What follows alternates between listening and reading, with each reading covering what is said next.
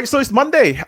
You see that this video would actually be on YouTube instead of Instagram, where I usually do my news covering. But I will also leave the link to my YouTube in my Instagram. So if you have not followed me on Instagram, do follow me there. But anyway, I'm gonna be changing up the format a little bit because right now I'm gonna be doing one takes basically. There won't be any sort of like editing or whatsoever. But I'm just trying this out. There might be changes in the near future. But anyway, I've been taking a rest for the past a week and a half ish. But I'll be back to uploading every single trading day for the news covering. And on top of that, I'll also be uploading 2 videos every single Wednesday and Saturday.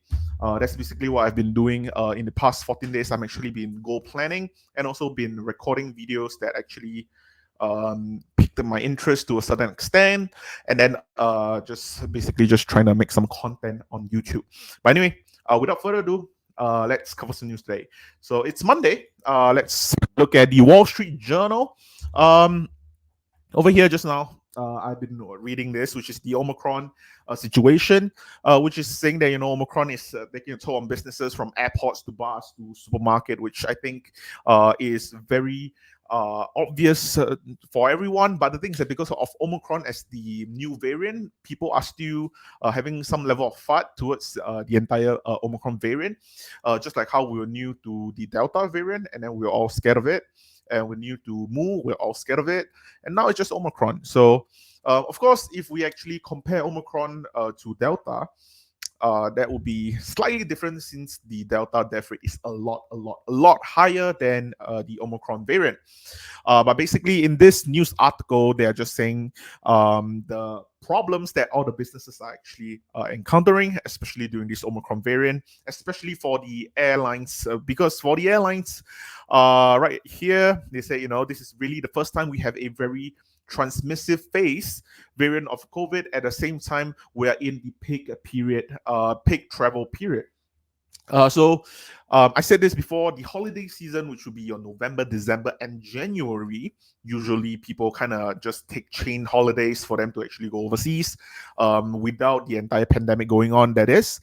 But because of this situation, people are not really flying as much, especially with Omicron spreading capabilities. People are a lot more worried and a lot more concerned when it comes to traveling overseas, which is why it's kind of affecting the airlines, which I think is kind of enough said. We all know what's going on with that. And also, they did talk about how this actually led some company to cut services and also reduce hours. I think that has been happening since the start of pandemic, which is why I feel that Omicron might not be as serious as we think. Chances are in the next 3-4 weeks, everything will go back to normal. So yeah, I think I really do not think that this Omicron situation would be as severe as we actually feared it to be. I think because after what happened with Delta, we kind of just doubled down on our fear with Delta happening, and then we just got really worried for Omicron. But yeah, I think Omicron really isn't that big of an issue in my eyes. Of course, I have not really gotten COVID yet. Of course, touch wood, bite my tongue. I hope I do not get COVID, but a huge part of me feels that there's a good part that there's a good chance that I'll get COVID anyway. I'm predicting that I'll get COVID by February or so, simply because of how Omicron have this huge spreading capability, like I said before. But anyway, second news. Over here, we are looking at Tesla smashing their quarterly delivery record by 308,600 cars. So this is very important. Over here, we can see that 308,600 vehicles. I think that most of them are basically Model 3s. Let me just do a Tesla deliveries Q4. I'm almost certain that that's the case. This is the investor relation. So 296,000 in the Model 3 and Ys, and then 11,000 in the Model S and X. So 308,000. We were predicting that the Wall Street consensus was about 280,000, if I'm not mistaken.